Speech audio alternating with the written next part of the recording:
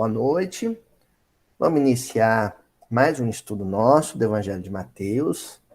Nós estamos no capítulo 14 do Evangelho de Mateus e naquela passagem do livro de Mateus que trata da multiplicação de pães e peixes. Na semana passada, nós fizemos um estudo muito peculiar, né? À semelhança de alguns outros que nós já realizamos.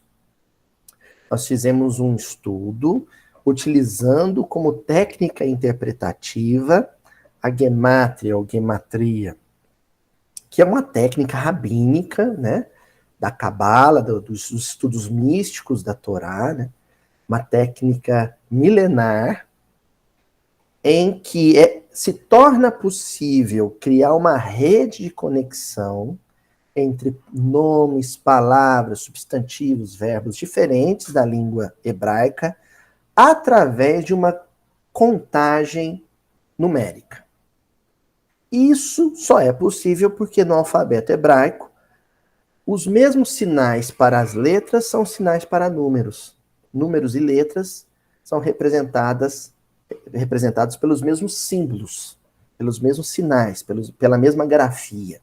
Entendeu? Então, essa é uma técnica rabínica, judaica, antiga, né? Paulo certamente dominava muito disso, certamente tinha aprendido muito disso com Gamaliel, muito embora a Cabala em si tenha se organizado mais tarde, mas a gente sabe que já existia ali os rudimentos do que seria esse estudo místico. E qual que foi o grande ganho da semana passada em utilizar essa técnica? A gente perceber duas coisas.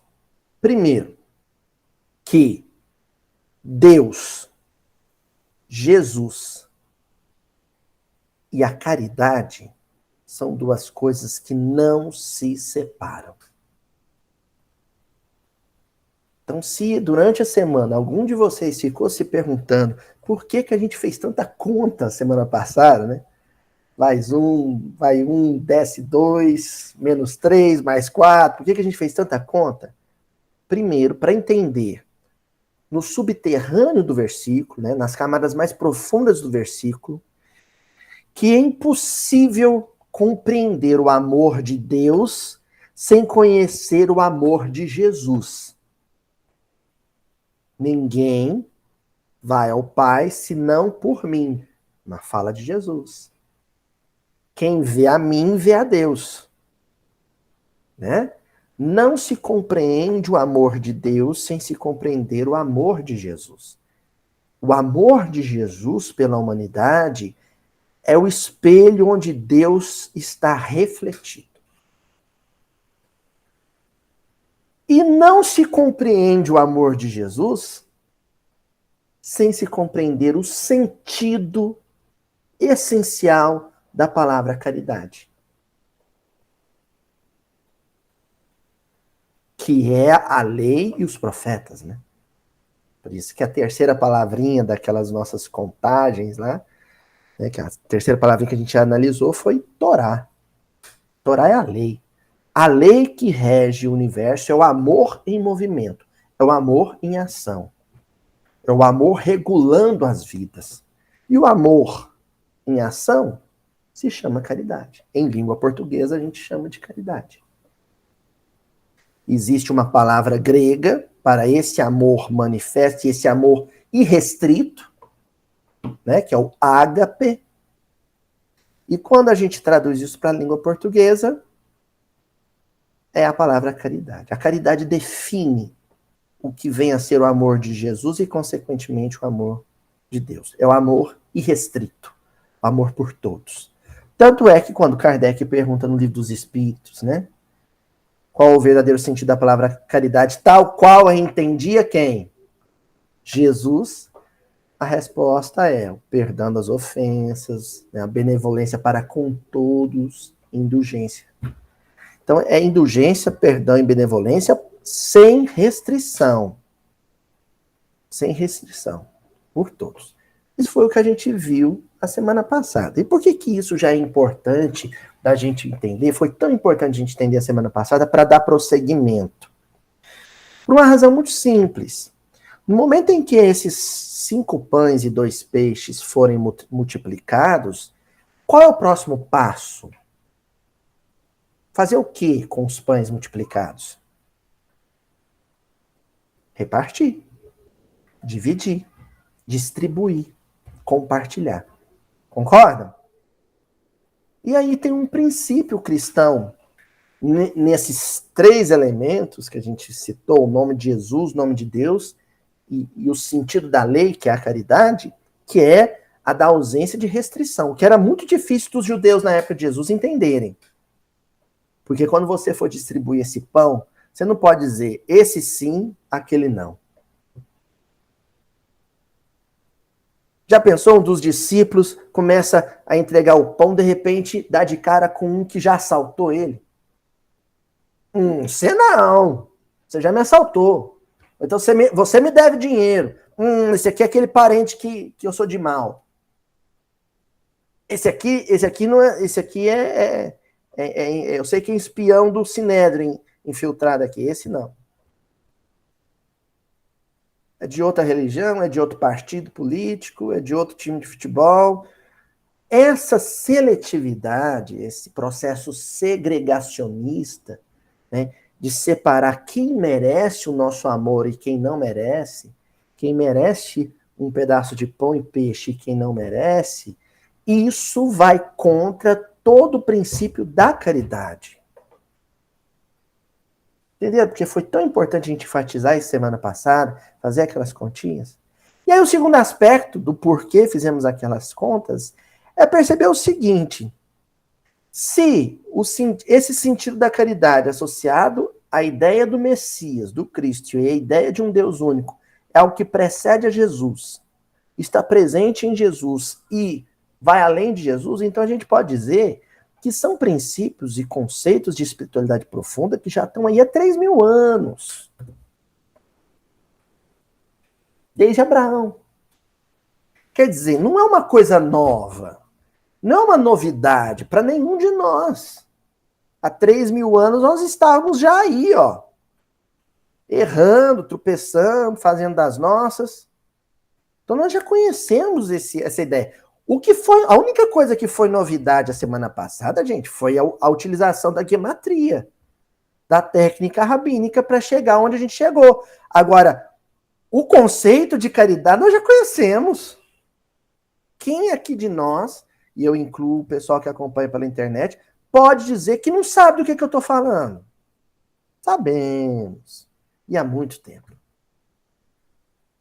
Então, se o conhecimento, o entendimento teórico já está aí há tanto tempo, o que está faltando? Que esse amor conceito, esse amor ideia, esse amor teoria, se torne um amor concreto, real, tangível, palpável. Entenderam? Então, tudo aquilo que fugir deste amor, tudo aquilo que se afastar deste amor praticado, pode receber qualquer outra denominação, menos a denominação de cristão. E o versículo de hoje nós vamos falar disso. Daquilo que se afasta de Jesus, daquilo que se aproxima de Jesus. Afastou de Jesus, perdeu o laço, a conexão com esse princípio da caridade. Aproximou de Jesus, conectou. Se enlaçou a esse sentido da caridade. Olha o versículo de hoje, o versículo 19, capítulo 14 do livro de Mateus. Ele disse, 2 pontos, trazei-os aqui. Vou repetir, um versículo curtíssimo. Ele disse, trazei-os aqui. Então, a primeira pergunta de Jesus é, quantos pães tendes? Quantos pães e quantos peixes tendes? E a resposta dos discípulos, 5 pães e 2 peixes. Não era isso? Em seguida, Jesus dá a ordem. Então, traz aqui para mim. Se o pão e o peixe ali representam os recursos de que os discípulos dispunham, E esses recursos, gente, quando a gente extrai ele do símbolo, da metáfora, e contempla isso num sentido mais amplo, é qualquer recurso nosso. O recurso cultural, se eu tenho um diploma, se eu sei ler e escrever, isso é recurso. O recurso material, se eu tenho casa, se eu tenho carro, se eu tenho comida, se eu tenho dinheiro, se eu tenho roupa.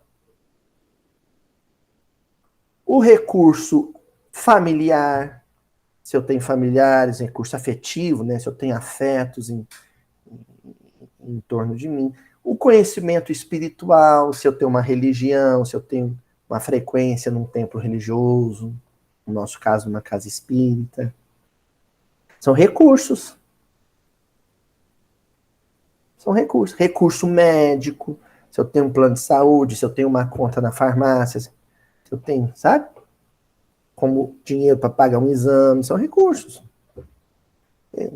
Isso tudo, às vezes, aos nossos olhos, pode parecer pouco, porque a gente sempre acha que tem menos do que deveria ter, né? A gente sempre tem essa sensação de que falta. Mas nas mãos de Jesus, qualquer recurso, seja um diploma de doutorado, seja um diploma do ensino médio, nas mãos de Jesus, vira o quê? Milagre. Prospera. Multiplica. Rende. Fica maior do que parecia. Hoje, por exemplo, eu estou fazendo pão. Antes de vir aqui para o estudo, eu deixei minha massa crescendo, porque antes de dormir eu vou assar. Para amanhã, a minha Juju ter pãozinho fresquinho lá. Estou fazendo pão. É impressionante o conceito de fermento, né? O conceito do fermento é uma das coisas mais geniais que a humanidade já criou. Muito embora não, né, haja uma crítica nutricional ao glúten, coisa e tal. Mas olha só, você pega... E eu vou dar uma dica de pão, viu, dona Cintia, pessoal? Dá uma dica de pão. Pão, quanto menos fermento, mais saudável, mais saboroso ele vai ficar. Então, é a chamada fermentação lenta. Você põe pouco fermento e deixa fermentar mais tempo. Tá bom? Então, você põe um pouquinho de fermento, aí você deixa a massa lá. Depois, quando você vai olhar a massa, como é que ela tá? Rendeu. O próprio Cristo fala isso, um pouco de fermento leveda a massa. Tanto no bem quanto no mal, né? Se você afasta de Jesus, o mal cresce. Se você aproxima de Jesus, o bem cresce. É por isso que ele fala para os discípulos: traz aqui para perto de mim, trazei-os aqui, para junto de mim. Os recursos que vocês dispõem para poder render, para poder ocorrer o milagre, tem que estar perto de mim. Porque tudo que está longe de Jesus mirra. Se apequena, se diminui, seca. Tudo que está perto de Jesus, próximo de Jesus, multiplica, prospera, rende, engrandece. Certo? Então hoje nós vamos trabalhar com essa ideia. Jesus, no caso, essa proximidade que no versículo é uma proximidade física, existia um Jesus encarnado ali, né? E aí existia um pão e um peixe material, que para que o fenômeno físico, né, mediúnico, de efeito físico, acontecesse, isso está muito bem explicado na Gênese de Allan Kardec, tinha que estar ali em contato com Cristo físico. Agora, quando nós falamos desses recursos, no sentido mais amplo, esse contato tem que ser com a ideia de Jesus. Com a ideia. Quando vocês pensam em Jesus, que ideia lhes ocorre? Amor, caridade, perdão, misericórdia, compaixão, indulgência, paciência, serenidade, fé, né? Perseverança, esperança, otimismo. Então, isso tudo é Jesus. Próximo desses conceitos, tudo prospera. Longe desses conceitos, distante desses conceitos, tudo se acaba. Tudo se degenera. E aí você, sabendo disso, gente, a partir dali, você pode pegar qualquer assunto. Vamos lá? Empresa. Tem um recurso financeiro e quero montar uma empresa para gerar emprego, né? Prosperar economicamente, multiplicar esses recursos que eu tenho. Quero montar uma empresa. Toda empresa tem uma filosofia, né? Lá onde eu trabalho, na universidade onde eu trabalho, você entra no campus, aí tem uma placa escrita assim, nossa missão. Não é assim? Aí tem a missão da empresa. É onde ela fala os seus princípios. Se você pegar essa empresa e a sua filosofia de trabalho, a maneira como você lida com os funcionários, como você lida com os clientes, como você lida com o meio ambiente, se isso tudo estiver próximo da ideia cristã, dos princípios cristãos, essa empresa vai prosperar. Mas prosperar no sentido cristão. O que é prosperar no sentido cristão? Conforto e bem-estar para todos. Proprietário, funcionários, clientes, meio ambiente, a sociedade como um todo. Mas se essa empresa se afasta dos princípios cristãos, se explora a mão de obra do funcionário de forma desumana, trata o cliente como coisa, danifica, prejudica o meio ambiente, especula o mercado financeiro. Isso tudo é longe dos princípios cristãos. O proprietário vai enriquecer, vai prosperar, mas a sociedade só vai perder com a existência dessa empresa. A comunidade como um todo. E aí, sabe o que acontece? No dia que esse proprietário desencarnar, falecer, a empresa acaba junto com ele. E não deixa boa lembrança na cabeça de ninguém. Vamos para outro assunto? Casamento. Casamento é um empreendimento também, né? Você entra no casamento com os recursos que tem. Tanto materiais quanto psicológicos. Tem um amigo nosso, autor de livro, muitos aqui, quem é mais ligado ao Grupo Hospital Aurélia Agostinho, aqui em Uberaba, sabe de quem eu estou falando, o Joamar Zanolini. Joamar, querido Joamar, ele é escritor de livro. E ele escreveu um livro chamado Desafio chamado Família. E tem um capítulo no primeiro volume dessa coleção que se chama O Enxoval dos Sentimentos. Olha que coisa bonita. A moça vai casar, certo? Ela tem 2 enxovais. Um material, toalha de mesa, lençol, não é assim? Panela, né? E faz chapa de panela, fogão, enxoval do físico. E tem o enxoval dos sentimentos, os recursos psicológicos que ela dispõe para conseguir conviver todos os dias com uma pessoa que ela conhece há bem menos tempo que os seus próprios pais. Ou pelo menos nessa vida é assim. E aí ela tem que saber o que ela vai fazer com esses recursos. Se ela aproximar esses recursos da ideia de cristianismo, o casamento prospera. Se ela afastar esses recursos da ideia de cristianismo, o casamento não vai durar. Ah, Luiz, mas e quando a gente aproximou essas ideias e o outro não? Aí também não dura. Mas aí não é por sua causa, é por causa do outro. Entendeu? E aí você está livre de responsabilidade e culpa. Você aproximou o seu casamento do evangelho. O outro não. Você não vai obrigar o outro, né? A nada. Ele não quis. Mas você fez sua parte. Você levou seus pães e seus peixes para Jesus e falou: Senhor, faz um milagre. E aí, quando você pensa assim que, eu fiquei 50 anos casado com aquela pessoa, fiquei 30 anos casado com essa pessoa, e a pessoa não contribuía, aí é que você fala assim: Jesus fez milagre. Porque eu tinha pouco recurso para dar conta disso e dei conta. Jesus fez um milagre. Entendeu? Montar uma casa espírita. Então eu vou organizar, vou fundar uma casa espírita. É um empreendimento. O que você tem de recurso? Eu tenho de recurso R$ 10.000 próprios. Tenho de recurso 4 trabalhadores além de mim. E tenho de recurso um terreno. Você tem recursos materiais.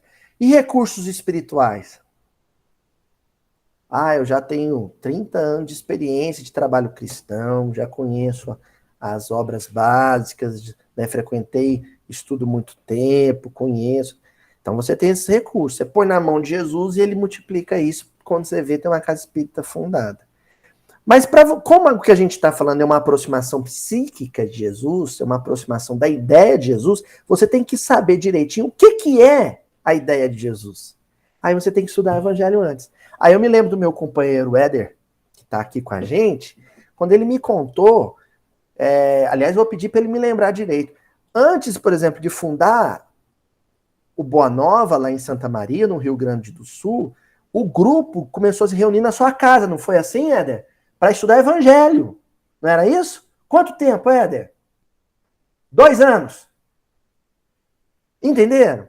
Então, eles sabiam que não ia adiantar pôr esses recursos, o que eles tinham, tanto os recursos materiais quanto os recursos humanos, para a obra, se antes disso, eles não soubessem, a gente tem que se aproximar do Cristo. O que é o Cristo?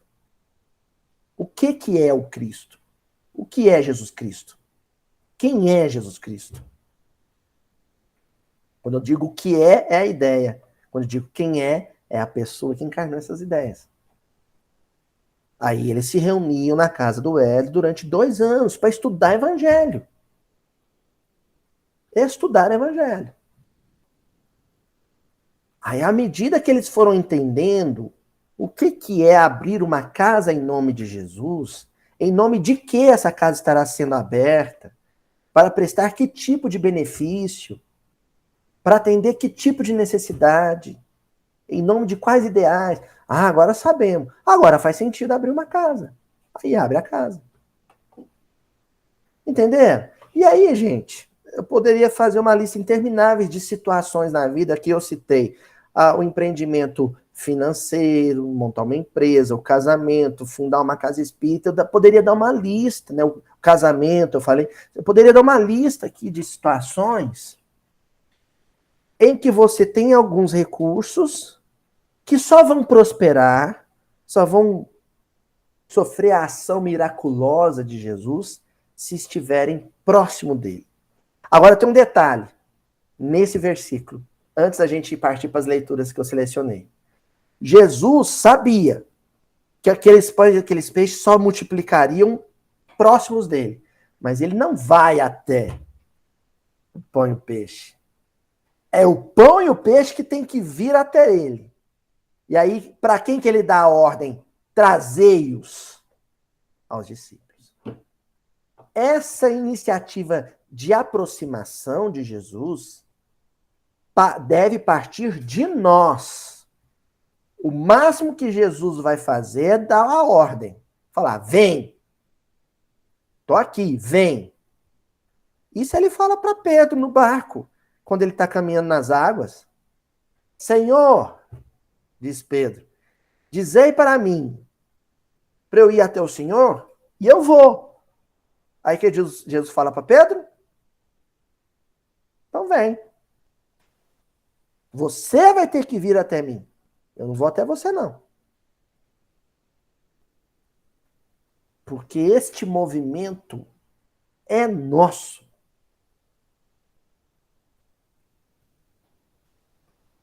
A Luísa ainda não entendi o que é isso, se aproximar de Jesus. É o que nós estamos fazendo aqui hoje, mas não só. Você separar 1h30 da sua quarta-feira à noite, né? O pessoal do canal da internet em outros dias, mas aqui, esse grupo nosso, nós nos reunimos toda quarta-feira das 7h30 até as 9h da noite.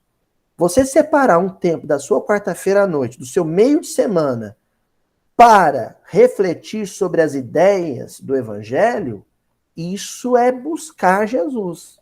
Isso é aproximar-se de Jesus.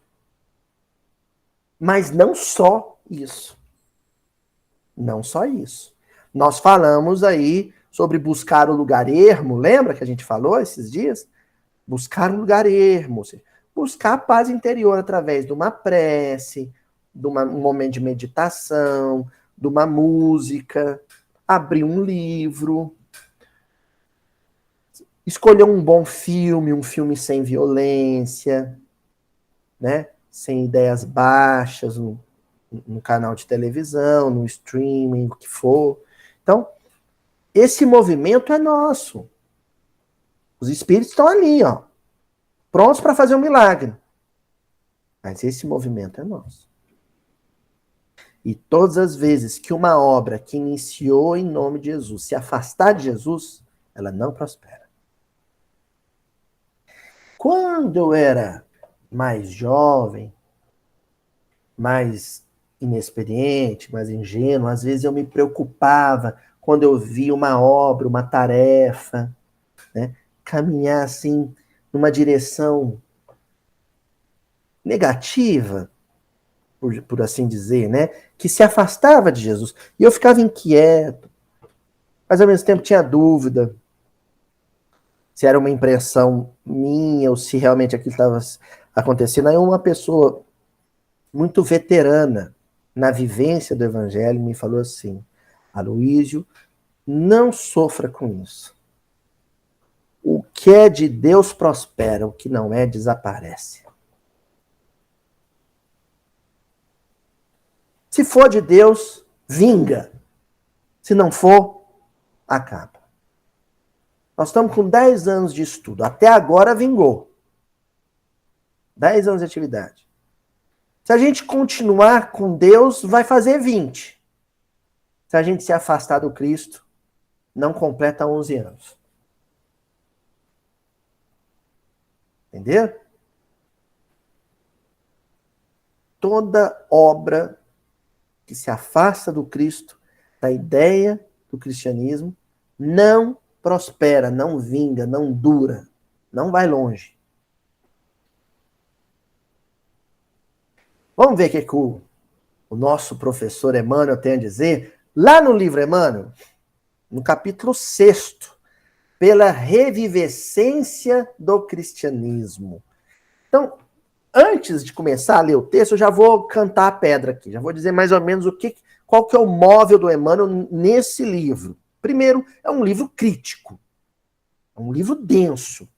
Se você não tem estômago para ouvir verdade que dói, não leia o livro Emmanuel. Foi o primeiro livro que ele ditou para o Chico e tem o nome do autor, Emmanuel.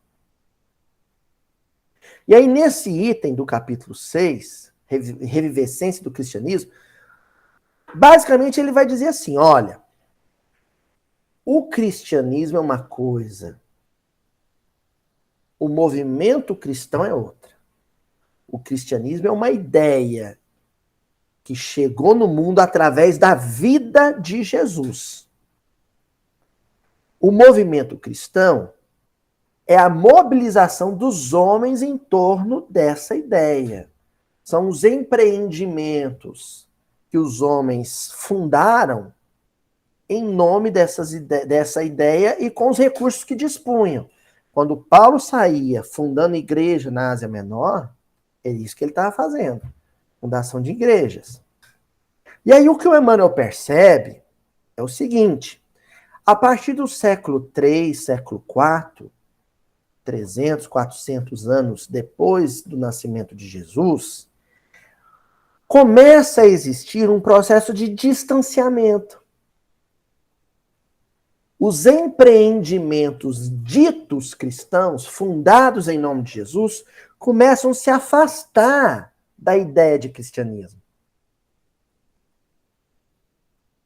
Mas se afastam tanto, que em dado momento, até derramar sangue em nome do cristianismo, esses empreendimentos estavam derramando. O que o Emmanuel pega e diz é que, do século XIX para cá, do advento da doutrina espírita para cá, e esse não é um fenômeno restrito à doutrina espírita, a primeira obra básica marca, delimita o início desse movimento. Mas ele acontece no catolicismo, no protestantismo, no ambiente científico, no ambiente empresarial, é geral. Ele diz que a tendência, o projeto, é que eventos planejados pela espiritualidade superior nos convidem a uma reaproximação, essa recristianização. Uma reaproximação. Hoje eu estava conversando com minha querida amiga, a dona Sandra, lá de Nilópolis, lá no Rio de Janeiro. Dona Sandra me chama de meu filho do coração, adoro ela. E a gente estava conversando, e eu falando para ela falou assim, que a gente estava discutindo algumas questões sobre, por exemplo, a relação dos empresários brasileiros com o jogo político, né? Essa coisa pesada, tacanha, né? E aí eu falei para ela falou assim, calma, quem manda no jogo é Deus. Eu falei assim, dona Sandra, não é bem assim. Deus não joga. Gente, Deus não joga. Quem joga é o homem. Deus não interfere nisso. Aí ela me perguntou assim, mas Deus não tem um momento que ele diz basta? Não é Deus quem diz basta. Quem diz basta é o homem. É o homem que vai dizer basta para os próprios erros. O que Deus faz é dar para o homem bons motivos para dizer chega. Entenderam? E normalmente são motivos bem dolorosos. Por exemplo, vamos dar um exemplo. A gente falou aqui dos desmandos da vida política e tudo mais, mas vamos citar a questão do meio ambiente. Quem é que vai dizer basta, chega, para a degradação do meio ambiente? O homem. É o homem que vai parar de riscar o fósforo e jogar no mato. É o homem que vai parar de derrubar árvore centenária. Agora, o que Deus faz, através da natureza, é dar para o homem bons motivos para tomar essa decisão. E aí realizar a chamada conversão. Esse é um termo que a gente diz tanto no cristianismo e associa muito à figura de Paulo, à figura de Madalena. Mas a conversão, a palavra conversão, vem da astronomia. Quando um cometa, por exemplo, muda de rota, ele está indo num sentido, aí ele faz uma conversão. A gente diz isso também na lei de trânsito, né? Conversão à direita, conversão à esquerda. Uma conversão é uma mudança de sentido. Então o homem está afastando de Deus, afastando de Deus, afastando de Deus.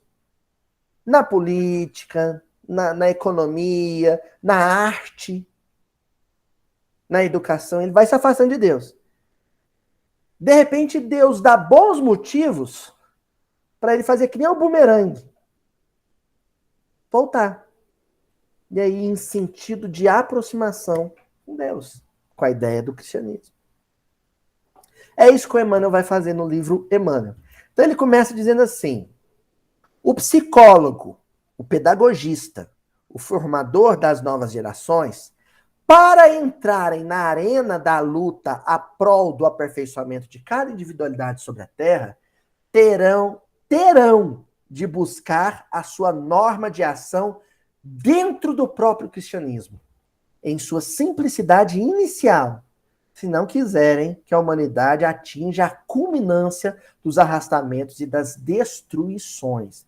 Isso que ele fala aqui é muito tenso, a gente vai ter que analisar palavra por palavra. Então, primeiro, eu acho interessante, na conta de quem o Emmanuel coloca os problemas do mundo. Ó, os psicólogos, os pedagogos ou pedagogistas e os formadores de novas gerações.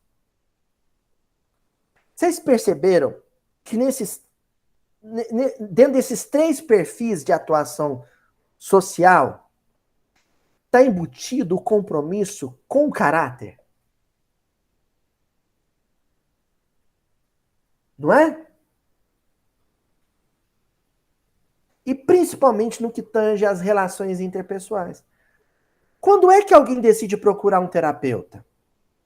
Quando as relações humanas, quando o convívio dessa pessoa com os seus familiares, seus colegas de serviço, está deteriorado, está abalado. Não é? Ó, meu casamento não está dando certo, eu não estou dando conta de educar meus filhos, eu estou brigando muito com os meus pais, eu vou procurar um terapeuta, porque tem um negócio ali que está errado. E onde é que acontece a base de formação do temperamento humano? Naquele período que engloba infância e juventude, que coincide com a idade escolar. Daí a importância, por exemplo, dos professores. Mas para mim a cereja do bolo disso que ele está falando é quando ele generaliza e diz assim: e os formadores das novas gerações? Quando ele fala assim, os formadores das novas gerações, aí ele está falando de pai, mãe, avô, avó, tio e tia.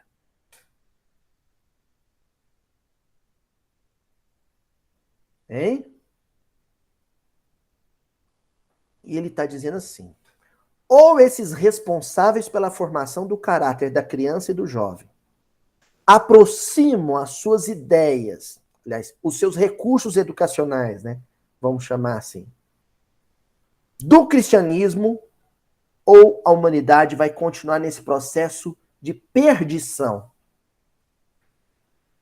E aí a gente tem que ter a palavra perder aqui no sentido de degenerar, né? Ah, o feijão perdeu. Você esqueceu fora da geladeira, o feijão perdeu. Ah, o leite é um leite perdido. O que quer dizer isso? Que apodreceu, que degenerou. As relações humanas estão sendo azedadas. E a coisa vai começar a melhorar quando as pessoas, nem vamos falar os institutos, as instituições, né? Vamos falar as pessoas começarem a aproximar os seus recursos educacionais da ideia de cristianismo. Então vamos falar recursos educacionais na escola, por exemplo. A aula, o quadro negro, né? O livro, o vídeo. Tudo que eu colocar no quadro tem que ter proximidade com a ideia do cristianismo. Tudo que eu gravar no vídeo, na videoaula, tem que ter proximidade com a ideia de cristianismo. Notem bem, nós não estamos falando de proselitismo, nós não estamos falando de converter ninguém ao espiritismo ou ao catolicismo. Nós estamos falando de ideia cristã. Se um professor de biologia escrever no quadro negro dele, assim, precisamos preservar o ecossistema porque ele é uma dádiva da natureza. Essa ideia está próxima de qual outra ideia? Amar a Deus sobre todas as coisas e ao próximo como a si mesmo. Porque a natureza também é nosso próximo. E é coisa de Deus. Entendeu? Se um professor de história vai no quadro negro e escreve: o extermínio de judeus durante a Segunda Guerra Mundial foi uma tragédia civilizatória, o que ele disse se aproxima da ideia cristã. Ao afirmar que aconteceu isso, mas ele não concorda com aquilo.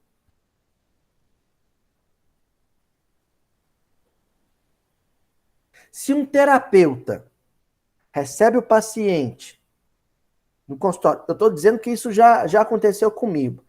Quando eu procurei uma terapeuta, acho que é um fato muito importante, assim, que eu nunca tinha feito terapia, procurei a terapeuta e já Quando eu vi ela, eu já fui tirando o dinheiro do bolso para pagar a sessão. Ela virou para mim e falou assim, não. Falou, não. Primeiro vamos conversar. Primeiro eu vou te ajudar. Isso aí depois.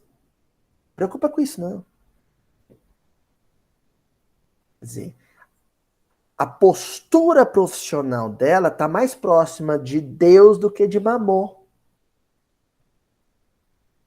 Ali eu já me entreguei para ela. Entendeu?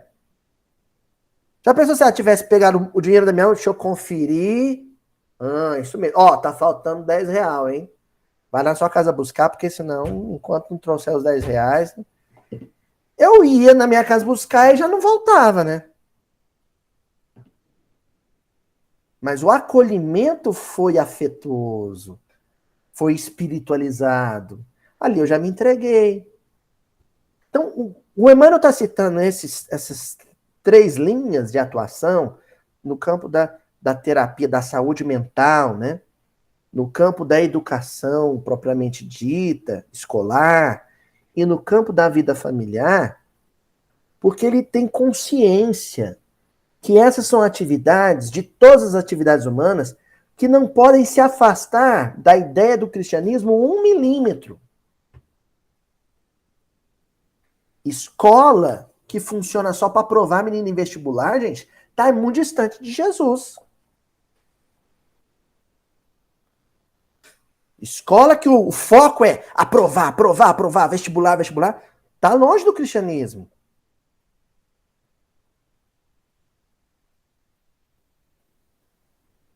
Isso vale para o médico, isso vale para o fisioterapeuta, isso vale para o pastor da igreja, para o teólogo, tudo.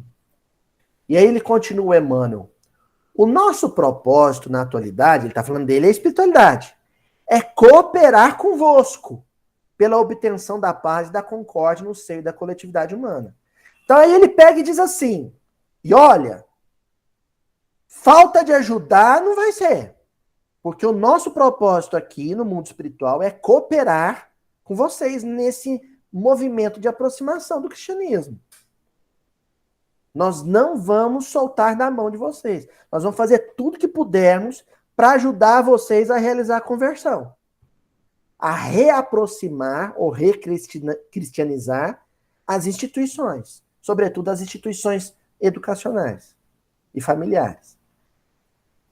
Mas aí ele completa dizendo, auxiliai-nos, trazendo-nos o concurso da vossa boa vontade. Eu vou até parar aqui antes de ler o resto, porque isso tem tudo a ver com o nosso versículo de hoje. Aí, porque a mãe vai dizer assim, nós vamos ajudar, mas vocês também têm que fazer a parte de vocês. Tragam até nós os 5 pães e 2 peixes. Façam a parte de vocês, velho. Ah, eu sonho em fundar uma escola igual o Colégio Allan Kardec em Sacramento. Ótimo. Então vai estudar. Nós, os espíritos, vamos ajudar você em tudo para que isso aconteça. Mas você vai estudar. Estudar educação, sociologia da educação, filosofia da educação, ideias pedagógicas e principalmente evangelho, já que a sua escola vai ser uma escola confessional cristã. Vai estudar. Porque se você não fizer um movimento de aproximação, se você não estudar, nós não vamos ter como soprar as boas ideias, as boas intuições. Você não vai captar. Gente, Chico Xavier, para poder psicografar romance, teve que estudar a língua portuguesa com Emmanuel. Tinha lá os livros da Dona Zilda Gama, né? Aquelas psicografias romanceadas, maravilhosas. E o Chico morria de vontade de psicografar romance. Ele ainda não tinha psicografado nenhum. Aí ele comentou com o Emmanuel que o sonho dele era psicografar um romance. O Emmanuel falou assim, tudo bem, mas você vai ter que cumprir 2 compromissos. Número 1, nos próximos 2 anos, Aconteça o que acontecer na sua família, você não pode se perturbar. Você vai se comprometer a permanecer calmo e sereno, aconteça o que acontecer na sua vida familiar. Isso já é dose para leão, né? E número 2, Chico, você vai estudar língua portuguesa. Eu vou te ensinar língua portuguesa. Tá? O Chico conta essa história lá no Pinga Fogo. Porque o vocabulário do Emmanuel, a narrativa literária do Emmanuel, precisava de um instrumento que dominasse a língua portuguesa. E um instrumento que estivesse sempre sereno e pronto a entrar em sintonia. Quer dizer, os espíritos vão ajudar, vão fazer um milagre. Mas o encarnado tem que trazer os pães e os peixes até as mãos de Jesus, para que Jesus faça a multiplicação. 2 anos depois, veio a 2000 anos. Aí veio a sequência, né? 2000 anos, Paulo Estevam, 50 anos depois e tudo mais. Bom, lá no livro Ação, Vida e Luz, capítulo 11, de novo, agora olha o título, de novo. Recristianização dos homens. O primeiro capítulo que a gente estudou hoje no livro Emmanuel se chama Pela Revivescência do Cristianismo. Agora, no Ação, Vida e Luz, o capítulo se chama Recristianização dos Homens. Estão vendo? Essa revivência do cristianismo, essa recristianização dos homens, é o tal do movimento de conversão, de reaproximação. É pegar os recursos humanos que nós temos hoje, a ciência que nós temos hoje, os avanços civilizatórios que nós temos hoje, a estrutura familiar que nós temos hoje e pôr na mão de Jesus. Levar até ele. E aí o Emmanuel começa dizendo assim: o homem cresceu e evoluiu fisicamente, sem que progredisse em identidade e circunstâncias a sua posição espiritual. Os empreendimentos do homem nos últimos 1.600 anos, ou 1.500 anos, pouco depois do advento do movimento cristão da primeira hora, foram empreendimentos erguidos a léguas do coração de Jesus Cristo. A quilômetros de distância.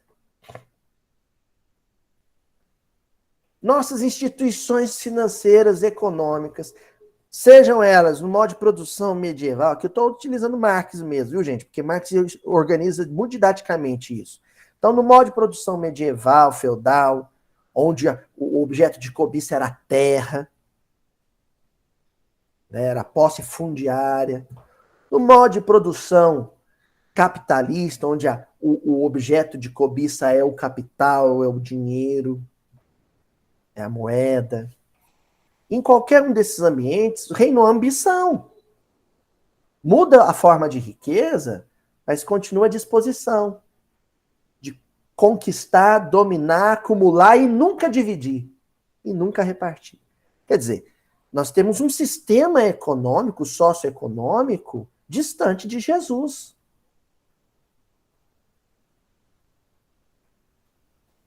Até a tentativa concreta de fundação, né, de efetivação das ideias de Karl Marx, com as quais eu não concordo em gênero, número e grau, de forma nenhuma, mas foram tentativas frustradas na União Soviética, na China, em Cuba. Por quê? Porque você tinha uma teoria, um socialismo científico, que na prática não foi efetivado porque os homens continuavam a ser gananciosos, ambiciosos e tudo mais. Então, dizer que algumas das propostas socioeconômicas são as mais cristãs, nenhuma é, porque ambas estão distantes de Jesus. Longe de Jesus. Nem capitalismo, nem socialismo, nem liberalismo, nem estatismo, cristianismo. O cristianismo da primeira hora. E aí continua dizendo o Emmanuel: os grandes exércitos são a sua grande ruína. Todavia, consideremos que Jesus está no leme e o seu barco não pode sossobrar. Eita! Então, é como se a tripulação estivesse caótica, a tripulação estivesse em pânico, a tripulação estivesse desnorteada, mas felizmente o leme da embarcação não está na mão de nenhum desses membros da tripulação. Está nas mãos do comandante do barco. E aí o comandante do barco vai dar bons motivos para que essa tripulação ponha a cabeça no lugar. Tome juízo. Quando a tripulação voltar a agir dentro do barco sob as ordens do comandante, é o que a gente está chamando de reaproximar-se do cristianismo. Recristianizar-se. Aquele barco foi recristianizado. Esse barco pode ser uma empresa, pode ser uma escola, pode ser um hospital, pode ser um centro espírita, pode ser uma família. E ele encerra o Emmanuel. Que Deus se apiede de todos nós, tornando-nos dignos da grande tarefa de reviver o Evangelho em sua expressão pura e simples, para o necessário reerguimento moral da humanidade. E aí que a gente começa a entender esse movimento do qual nós fazemos parte, dos NEPs, né, dos estudos minuciosos, do miudinho, dentro do movimento espírita, de reaproximação do estudo do Evangelho. Tem aquela fala bonita, né, que o Haroldo Dutra falou um tempo atrás, estamos com saudades de Jesus. É isso. Bateu saudade.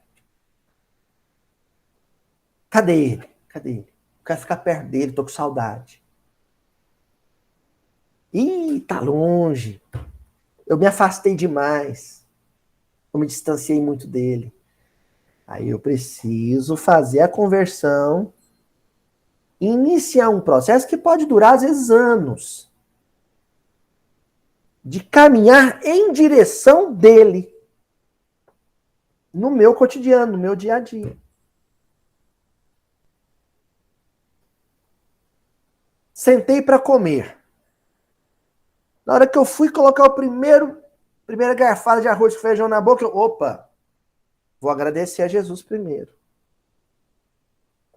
Fiz uma prece. Ô, Senhor, obrigado pela refeição em minha mesa. Dei um passo em direção a ele. Na hora que eu fui dar a garfada de novo, tocou a campainha, era um morador de rua. Eu paro de comer, faço um prato de comida e levo para ele. Dei o segundo passo em direção a Jesus. Aí, antes de eu fechar o portão, o morador de rua estava na esquina, olhou pro prato que eu entreguei para ele, jogou no lixo e falou assim, comida ruim? Eu ia xingar, fazer miserável, mal agradecido. Aí segurei aquilo na boca, respirei, voltei para a mesa e antes de colocar outro garfo de arroz com feijão na boca, eu fiz uma prece pelo morador de rua, pedindo para Jesus tocar o coração dele. Terceiro passo em direção a Jesus. Então, aí você vai somando ao longo de um dia pequenos gestos, pequenos atos que recristianizou, por exemplo, o seu cotidiano doméstico. Em que você pegou os recursos da vida familiar, a hora do almoço, a atender a porta para alguém, você pegou isso tudo e pôs na mão de Jesus e falou assim, faz um milagre. Transforma isso, essa vida cotidiana, essa vida ordinária, essa vida comum, trivial, transforma isso em uma vida cristã. Faz um milagre para mim, Senhor. Mas isso exigiu de você movimento, atitude, decisão. E aí aqui, para a gente já ir caminhando para o final, eu vou destacar agora duas leituras. Primeiro, Fonte Viva, livro Fonte Viva, também de Emmanuel, capítulo 170, rotulagem.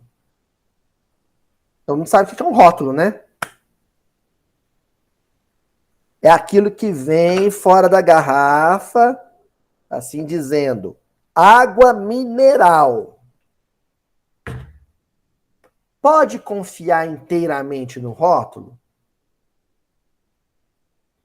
Aí pôs lá dentro querosene, vou beber. Tá com cheiro de querosene, tá com gosto de querosene, mas eu vou beber, porque o rótulo tá dizendo que é água. Vai beber pra você ver. A rotulagem é um indicativo de, mas ela não define o que está no conteúdo. E a vida espiritual de muitos de nós, durante muito tempo, foi ou ainda é um vasilhame em que o rótulo é um, o rótulo diz uma coisa e o conteúdo diz outra. Olha o que o Emmanuel vai dizer. Primeiro que ele vai comentar Paulo, né? Carta aos Romanos 8:9. Mas quem não possui o Espírito do Cristo, esse não é dele. Vocês se lembram da propaganda, há muitos anos atrás, quando eu era jovem, do presunto? Ó, vou fazer um merchanzinho aqui, um jabazinho para Sadia, mas a gente não ganha nada com isso, não. Você lembra da propaganda da Sadia, do presunto Sadia? Que aí tinha um menino que passava o dedo assim, aí ele tinha uma venda aí. Esse não, esse não. Aí ele falava assim, tá querendo me enganar, é? Aí de repente, esse é Sadia. Ele estava de olhos vendados. O que ele estava levando de critério para saber se era sadia ou não? O sabor, a essência, o conteúdo. Não era a embalagem, não era a aparência, não era o rótulo. Por isso que o Paulo vai te dizer, olha, tem espírita e tem cristão que parece que é, mas não é. Tá querendo me enganar, hein? Ó, o que eu quero saber é se a vida dele tem o Espírito do Cristo. Ou seja, se ele e os seus recursos materiais, culturais, sociais, afetivos, estão próximos ou distantes de Jesus. Ó, aí o Emmanuel diz, a rotulagem não tranquiliza, né? Só ter o rótulo lá não garante, né, que eu posso beber, não. A rotulagem não tranquiliza. Procuremos a essência, a louvores e memória do Cristo, em muitos estandartes que estimulam a animosidade entre irmãos, hein? Procuremos a essência, o Emmanuel diz. Tem muita instituição, muito companheiro que fala de Jesus, mas a vida é uma vida de anticristo. Sabe o que é o anticristo? É um de nós, quando se distancia do Evangelho. Quem é o anticristo? Eu, no dia que eu estou azedo, mal-humorado, mal-educado, estúpido, grosseiro.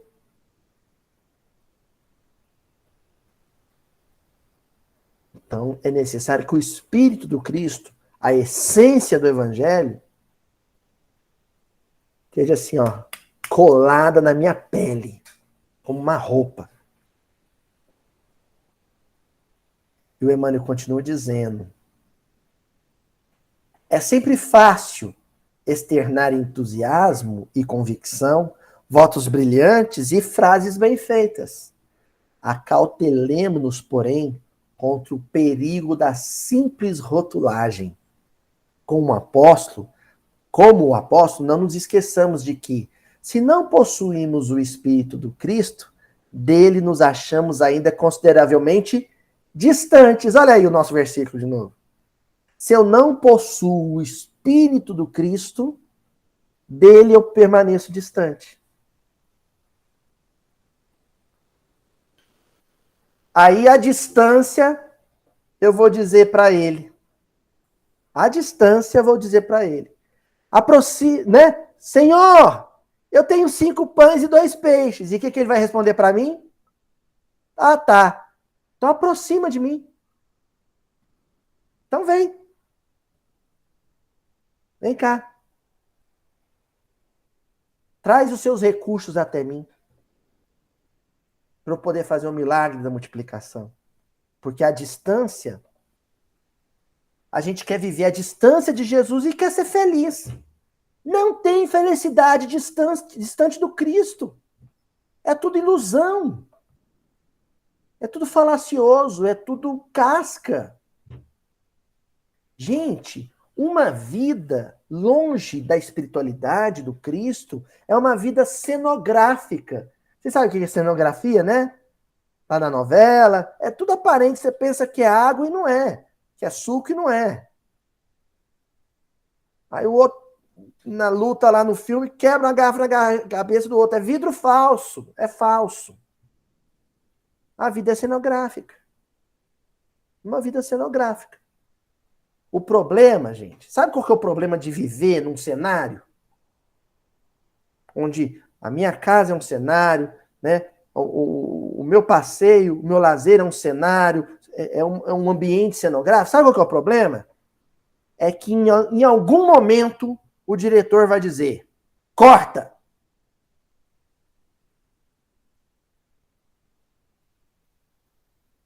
Acabou a cenografia. Aí é vida real. Sabe quando é que o diretor diz, corta? O dia que o seu oncologista te dá o parecer do exame que você fez.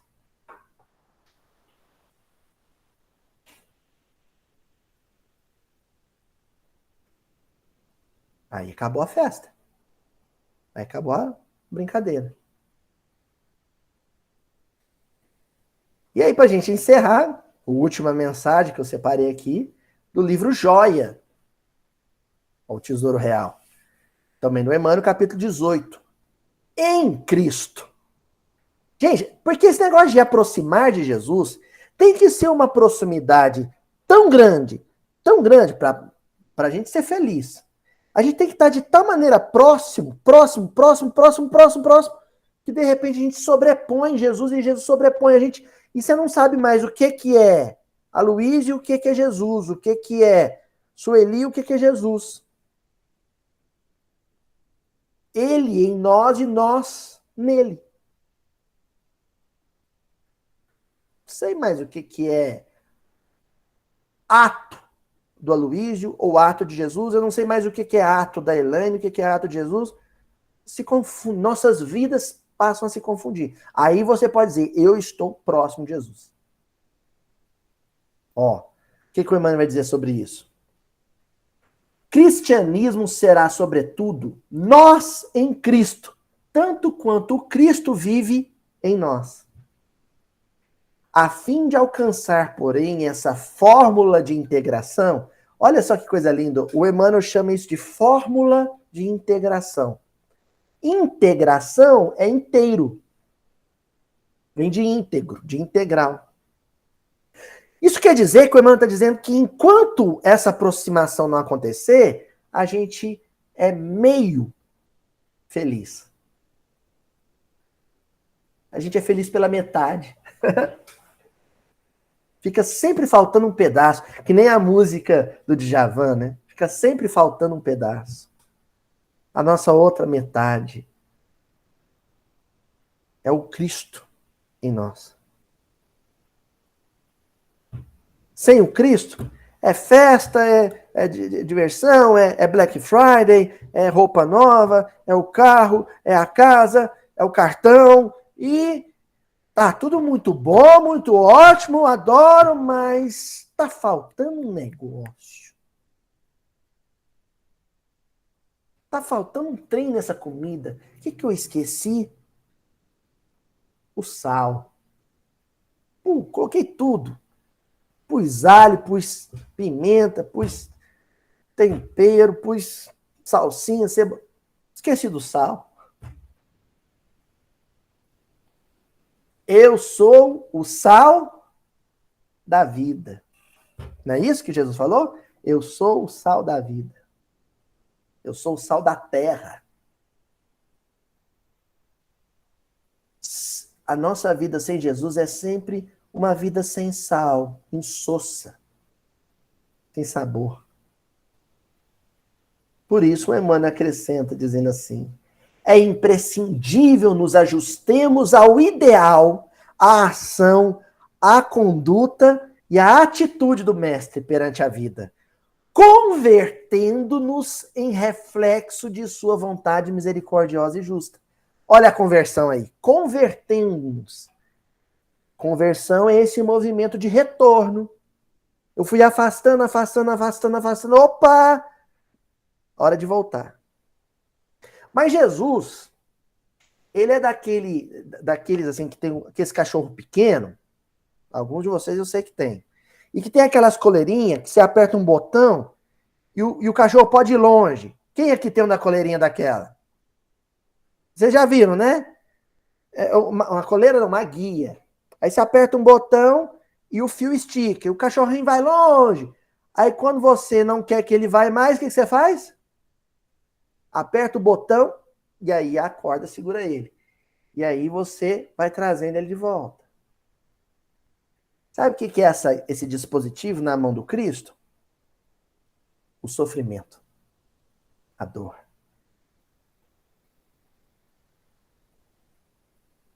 Felizmente, para nossa sorte, Jesus vai deixar a gente se afastar dele só um tanto.